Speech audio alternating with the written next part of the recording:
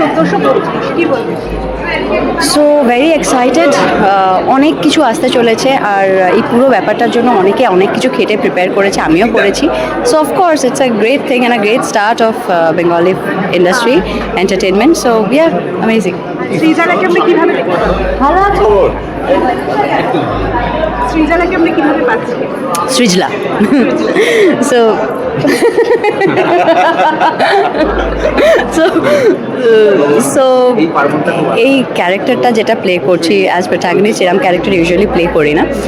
So yeah excited, it's a very different character যেটা আমি সবসময় প্লে করে অভ্যস্ত নই। আই হ্যাভ ডিসেন্টলি সার্ভড আমার মনে হয়, তো সেই জন্য আমি খুব excited to see the feedback of other people and looking forward কে লোকে কীভাবে নিচ্ছে, কীভাবে পারসিভ করছে। I am kind of excited. আর প্রত্যেকবারের মতো খুব সুন্দর লাগছে, একটু শাড়িটা সম্বন্ধে জানতে চাই। শাড়িটা সম্পর্কে এটা কিন্তু সত্যি কথা বলবো কোনো ডিজাইনারের থেকে নয়, এটা আমার নিজের শাড়ি।